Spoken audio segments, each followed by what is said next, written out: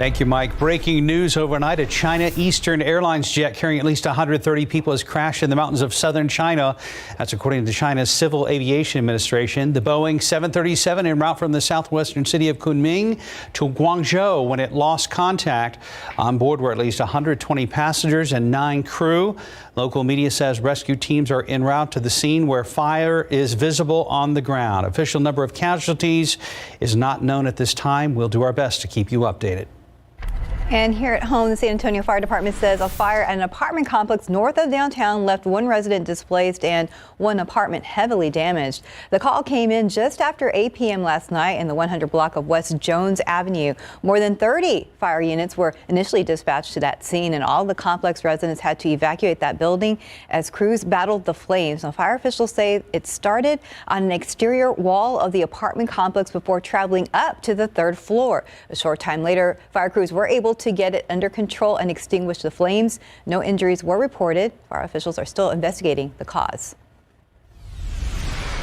Turning now to the war in Ukraine, you're looking at a live picture of the capital of Kyiv, where things look peaceful at 11:34 in the morning, but a massive new explosion went off overnight. In the southern part of the country, a new moment of defiance as a deadline for surrender came and went. ABC's Mona Abdi has more. Overnight, a city under siege, taking a stand. Leaders in Mariupol have rejected Russia's demand to surrender, defying the 4 a.m. deadline to turn the city over to Russian troops. As the invasion stretches into day 26, Russia is upping its attacks against non-military targets. In Kyiv, Ukrainian officials say this missile strike destroyed a shopping mall, killing at least 1 person. While back in Mariupol, local officials say an airstrike destroyed a school where hundreds of people had been sheltering. We've seen deliberate targeting of cities and towns and civilians throughout in the last several weeks. I believe that he's taking these kinds of steps because his campaign is stalled. This local park has been turned into a temporary cemetery as people bury their friends and neighbors. President Zelensky Sunday said he's willing to speak to Vladimir Putin about how to end this war. I think that we have to use any format, any chance in order to have a possibility of negotiating, the possibility of talking to Putin.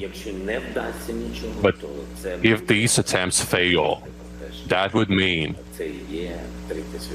that this is a 3rd world war. President Biden travels to Europe to meet with NATO leaders Thursday. From there, he'll go to Poland to discuss the growing humanitarian crisis. According to the UN, at least 10 million people have been forced out of their homes, a quarter of the population. And now, Ukrainian officials accuse Russia of forcibly deporting people. To force people from Ukraine to go into Russia is absolutely unacceptable. It's unconscionable.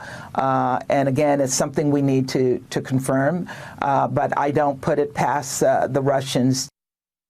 One issue up for discussion when President Biden travels to Europe this week is Poland's proposal for a NATO peacekeeping force in Ukraine, an idea critics say could be dangerously provocative. Mona Abdi, ABC News, New York. Closer to home, over the weekend, firefighters here in Texas made progress against a massive complex of wildfires that have killed 1 person and burned at least 50 homes.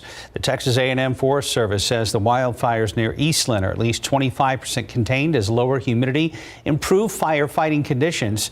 That area is about 120 miles west of Dallas. However, the potential for gusty winds has raised the wildfire threat to critical levels.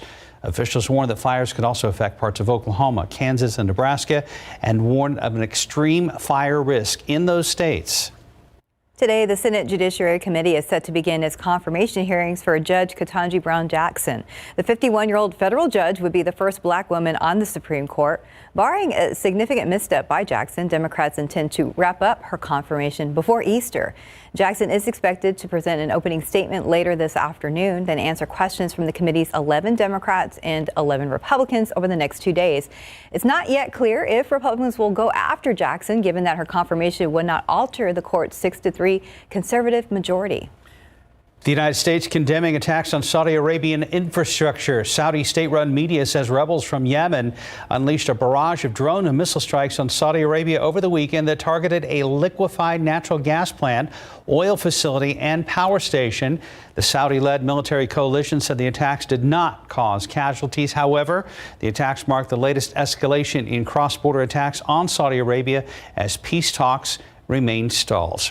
Right now, 4:38, about 61 degrees.